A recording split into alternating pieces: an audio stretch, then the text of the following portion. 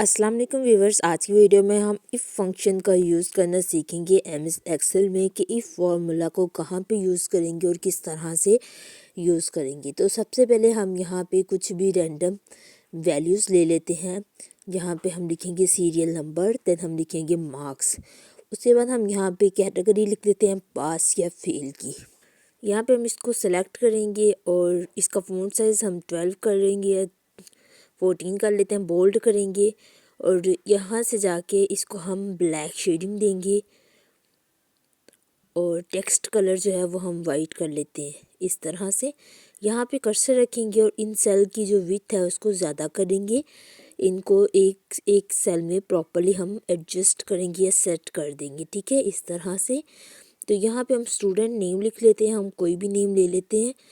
जैसे हम ले लेते हैं अली, आयशा, हुसनैन, जैन। तो यहाँ पे हम इनके मार्क्स लिख देते हैं। यहाँ पे हम कोई भी मार्क्स ले लेते हैं। लेट्स सपोज हमने यहाँ पे लिया है 56, देन हम लेंगे 29, उसके बाद हम लेंगे 70, देन हम लेंगे 47 और यहाँ पे हमने इफ़ फंक्शन को अप्लाई करना है। तो वो कैसे करेंगे, यहाँ पे हम कर्सर रखेंगे और यहाँ पे हम लिखेंगे इज़ इक्वल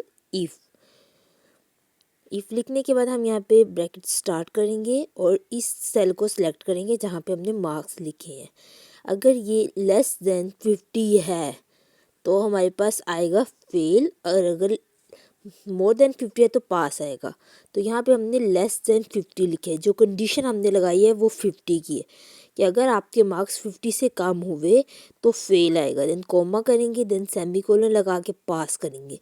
अगर 50 से ज़्यादा हुए तो पास आएगा, लेस हुए तो फेल आएगा। इफ़ फंक्शन में कंडीशन लाजमी अप्लाई होती है। ये एक बार हमने फॉर्मूला लगाया, देन इसको स्क्रॉल करेंगे तो ये खुद ब खुद अप्लाई होता जाएगा।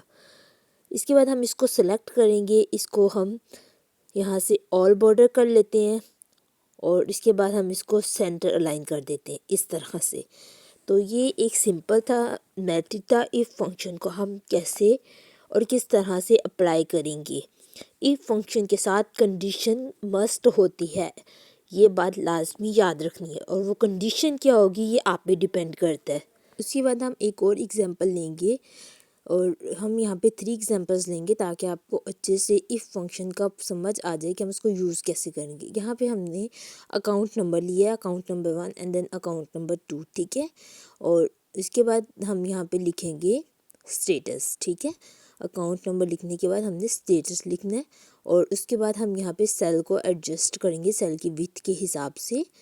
इस तरह से हम इनको सेट करेंगे और ये स्टेटस वाले को भी हम इसकी विड्थ को भी ज़्यादा कर देते हैं और यहाँ पे हम कोई भी रैंडम अकाउंट नंबर ले लेते हैं। इस तरह से हम यहाँ पे अकाउंट नंबर लेते जाएंगे और इसी तरह हम इस सेल में भी अकाउंट नंबर लेते जाएंगे। तो इस जो एग्ज़ाम्पल है इसमें हमने जो इफ़ कंडीशन लगानी है उसमें ये होगा कि अगर ये दोनों अकाउंट नंबर मैच करेंगे तो स्टेटस जो है वो ब्लैंक आएगा, और अगर ये मैच नहीं करेंगे तो वो इनवैलिड शो करेगा। तो हमने यहाँ पे फर्स्टली कुछ रैंडम अमाउंट्स ले ली हैं। तो इज़ इक्वल इफ़ लगाएंगे, देन ब्रैकेट स्टार्ट करेंगे और उसके बाद हम ये वाला सेल लेंगे। ये अमाउंट अगर इक्वल है इस अकाउंट नंबर के, ठीक है, ये दोनों अकाउंट नंबर अगर इक्वल हैं तो वो इसको सेल को ब्लैंक छोड़ेगा, कोमा करेंगे, और अगर इक्वल नहीं है तो वो इसको इनवैलिड शो करेगा, ठीक है। ये हमने इसमें कंडीशन दी है। ये करने के बाद हम ब्रैकेट क्लोज करेंगे और एंटर प्रेस करेंगे। देखिए दोनों सेल बराबर थे तो उससे ब्लैंक छोड़ दिया है।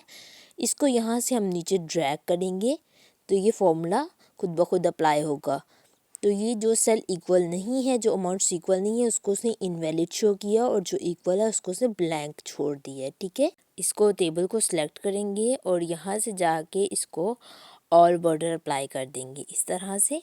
देन हम एक और एग्जांपल से इसको समझने की कोशिश करते हैं इफ़ फंक्शन को, कि इसमें हम कंडीशन को कैसे अप्लाई करेंगे या किस तरह से अप्लाई करेंगे।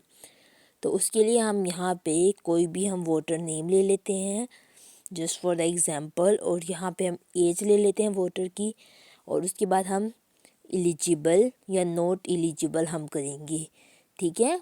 तो यहाँ पे हम लिख लेते हैं eligible for vote eligible for voting. ये लिखने के बाद इस सेल को भी हम इनकी विड्थ को एडजस्ट करेंगे, इन कॉलम्स को सेट करेंगे इस तरह से कर्सर की मदद से इनको हम ड्रैग करेंगे और सेट करते जाएंगे। ठीक है, और यहाँ पे हम कोई भी वोटर नेम लिख लेते हैं रैंडमली, अदनान, रज़िया, हमज़ा और नूरीन। ये लिखने के बाद हमने यहाँ पे इनकी कुछ भी एज लिख लेते हैं रैंडम सी, लेट्स सपोज 50, 46 और हम लिख लेते हैं 24 और हमने लिखी है 8। अब हमने यहाँ पे कंडीशन लगानी है वोटिंग के लिए। ठीक है, तो यहाँ पे लिखेंगे is equal if, bracket start करेंगे, यहाँ पे हम एज वाले कॉलम को सिलेक्ट करेंगे, ये एज वाला इसको हम सेल को सिलेक्ट करेंगे और यहाँ पे हम लिखेंगे लेस देन 18। ठीक है, अगर वोटर की एज 18 से कम है, ठीक है, तो यहाँ पे हम कर्सर लगाएंगे और यहाँ पे हम लिखेंगे तो वो वोट के लिए एलिजिबल नहीं है। ठीक है, और अगर एज 18 से ज़्यादा है तो वो एलिजिबल है, तो यहाँ पे नो और यस की कंडीशन लगेगी। तो इसकी 50 से ज़्यादा है तो यस आएगा। ठीक है, और 20 यहाँ पे जो 8 एज है वो 18 से कम है तो यहाँ पे नो है।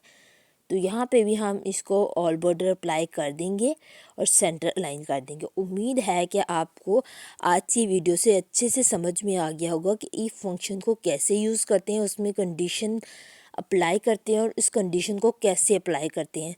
अगर वीडियो अच्छी लगे तो वीडियो को लाइक करें, चैनल को सब्सक्राइब ज़रूर कीजिएगा। अपना बहुत सारा ख्याल रखें, हमें दुआ में याद रखें। मिलते हैं अगली वीडियो में, तब तक के लिए अल्लाह हाफिज़।